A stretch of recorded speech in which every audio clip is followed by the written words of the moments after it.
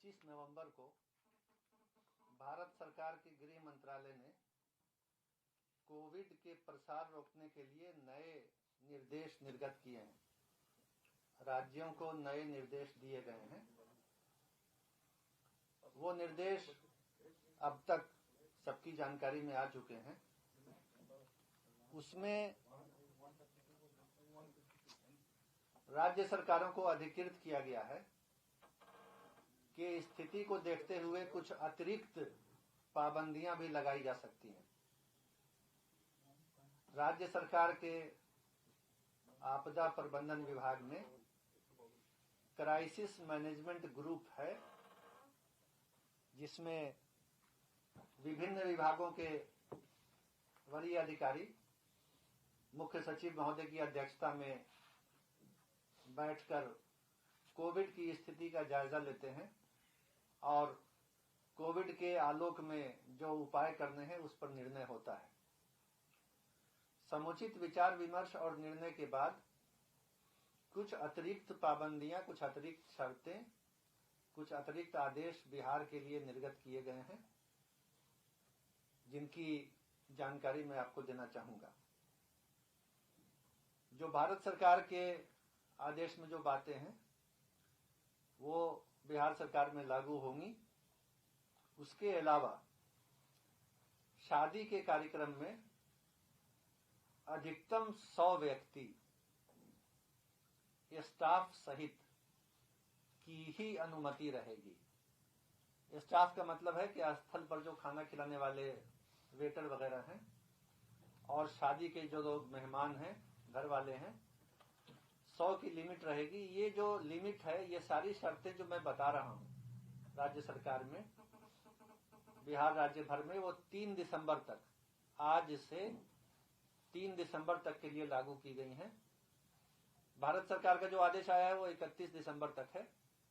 अतिरिक्त शर्तें राज्य सरकार की 3 दिसंबर तक लागू रहेंगी। फिर उसके बाद समीक्षा करके निर्णय होगा। शादी में अधिकतम 100 व्यक्ति स्टाफ सहित रहेंगे। शादी के कार्यक्रम में लोग फेस कवर या मास्क का उपयोग करेंगे। हाथ सैनिटाइज करने की व्यवस्था रहेगी। थर्मल स्क्रीनिंग रहेगा। विवाह स्थल पर जो स्पर्श करने वाली सतह, दरवाजे का हैंडल, कुर्सी, टेबल, नल, रेलिंग वगैरह, उसको सैनिटाइज किया जाएगा।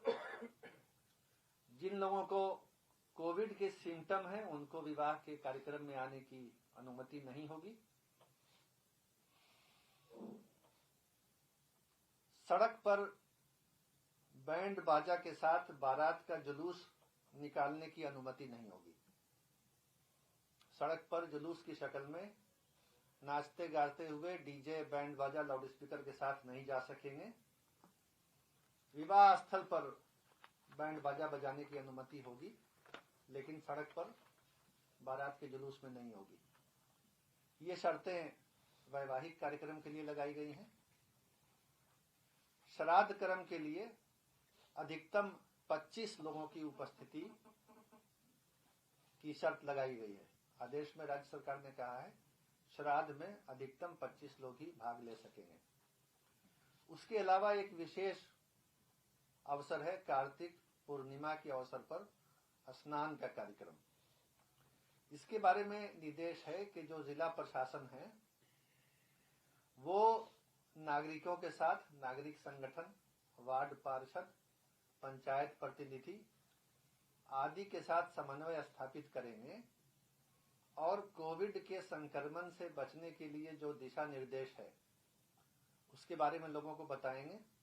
और ये भी बताएंगे कि भीड़ भाड़ की जगह या स्नान करते समय पानी में या हवा में संक्रमण फैलने का खतरा है, इसलिए लोगों को प्रेरित किया जाए, लोगों को समझाया जाए, लोगों को समझाया जाए, बताया जाए, एजुकेट किया जाए कि नदी घाट पर स्नान करके, भीड़ भाड़ करके स्नान करने से संक्रमण का खतरा है। लोग इस बारे में सावधान और सतर्क रहें। इस बात की जानकारी रहे कि भीड़ भाड़ वाले स्थान पर स्नान के मौके पर हवा के माध्यम से या पानी के माध्यम से बीमारी फैल सकती है। यह समाज को इसकी जानकारी दी जाए। अधिकारीगण, जिला प्रशासन देगा। साथ ही साथ कार्तिक पूर्णिमा के स्नान के दिन बहुत से लोग बसों में, भीड़ भाड़ वाली बसों में बैठ करके जाते हैं स्नान करने। उसके बारे में भी लोगों को जागरूक किया जाए, बताया जाए कि इसमें बीमारी फैल सकती है। बसों के द्वारा, भीड़ भाड़ वाली बसों की यात्रा में जो खतरे हैं लोगों को बताया जाए। और उसी तरह से कार्तिक पूर्णिमा स्नान में 60 वर्ष से अधिक उम्र के लोग घर में रहें। अन्य कुछ लोगों को भी परामर्श दिया जाए कि वो घर में रहें। जिन लोगों को घर में रहने का परामर्श दिया जाएगा उसमें 60 वर्ष से अधिक उम्र के व्यक्ति, गर्भवती महिलाएं, 10 वर्ष से कम के बच्चे, बुखार से ग्रस्त व्यक्ति और अन्य गंभीर बीमारियों से ग्रस्त व्यक्ति घर में ही रहें। कार्तिक पूर्णिमा स्थान के अवसर पर ये भी सलाह दी जाएगी। तो ये सब जो थी बातें, ये कार्तिक पूर्णिमा के बारे में थी।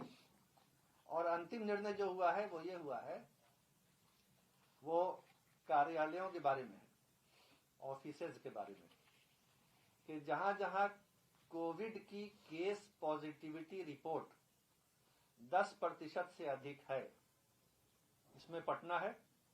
और उसके अलावा जो जिले हैं जहां केस पॉजिटिविटी रिपोर्ट ज्यादा बढ़ गई है, उन जिलों का नाम है बेगूसराय, जमुई, वैशाली, पश्चिम चंपारण और सारण। इनमें पिछले एक सप्ताह में केस पॉजिटिविटी रेट बढ़ी है।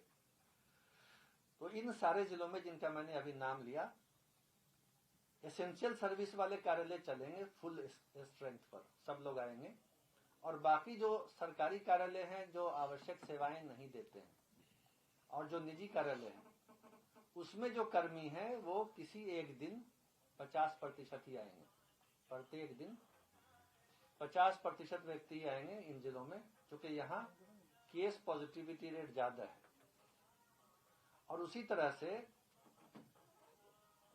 पटना जिले के अंदर जो गाड़ियां चल रही, बसें चल रही हैं,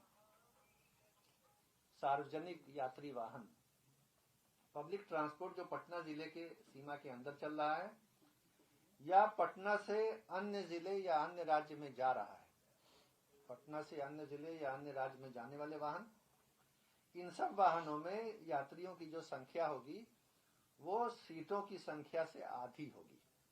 जितनी सीटें हैं उससे आधी ही संख्या में ऐसी गाड़ियों में पैसेंजर बैठाए जाएंगे जो गाड़ियां पटना जिले के अंदर चल रही हैं या पटना से अन्य राज्यों या अन्य जिलों में जा रही हैं। तो ये सारे दिशा निर्देश जो हैं वो 3 दिसंबर तक राज्य में लागू रहेंगे। और भारत सरकार के दिशा निर्देश जनरल जो हैं, इसके अलावा वो अभी से लेकर के 31 दिसंबर तक लागू रहेंगे। तो ये नया निर्णय है जिसकी जानकारी मैं मीडिया के माध्यम से राज्य के सभी नागरिकों को पहुंचाना चाहूंगा और उनसे अपील करूंगा कि अपने आप को सुरक्षित रखें, कोविड से बचने के सारे सुरक्षात्मक उपाय करें और समाज को इस बीमारी से बचाएं। धन्यवाद। सर, एक बार सर फिर से जिन जिलों में कोरोना का मामला 10% से ज्यादा बढ़ गया, वहाँ पे सरकारी कर्मचारियों में क्या निर्देश था सर? आप प्रत्येक जी ये पक्ष आप स्पष्ट कर दीजिए। ये रहा आपका माइक।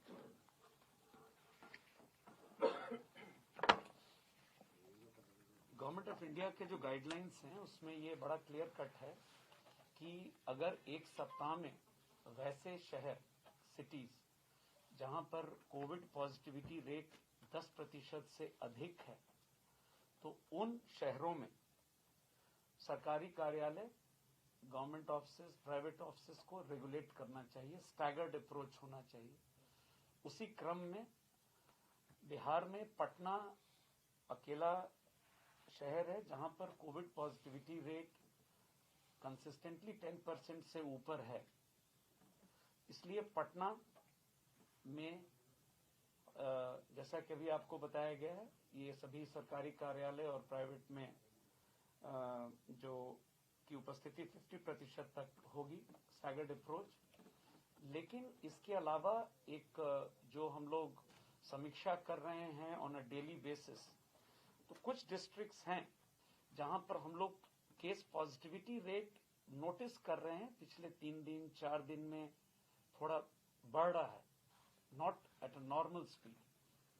तो उसके आलोक में एज अ एडिक्वेट प्रिकॉशन यह व्यवस्था जो सरकारी कार्यालय और प्राइवेट वाली है, ये हम लोग उसमें भी एक्सटेंड कर रहे हैं। बेगूसराय, जमुई, वैशाली, पश्चिम चंपारण और सारण जिला, इन जिलों में जो वृद्धि हुई है, इट इज नॉट 10% और मोर, बट जो उनका नॉर्मल ट्रेंड है उससे थोड़ा हम लोग देख रहे हैं अधिक चल रहा है। तो ये व्यवस्था सरकारी कार्यालय 50%, प्राइवेट ऑफिस को हम लोगों ने एक्सटेंड किया है, जैसा कि सर ने अभी कहा है। फिर 1 सप्ताह के बाद समीक्षा होगी। सर, ये जांच कितना हो पा रहा है प्रतिदिन में, अगर बात करें पूरे बिहार में? तो ये ऑन एन एवरेज हम लोग की कोशिश है, आज ही नहीं हमेशा से 1 लाख के ऊपर का टेस्ट कंसिस्टेंटली हम लोग कर रहे हैं, और पिछले कुछ दिनों में जो स्थिति है उसको देखकर अग्रेसिव टेस्टिंग हम लोग करा रहे हैं। Thank you. धन्यवाद।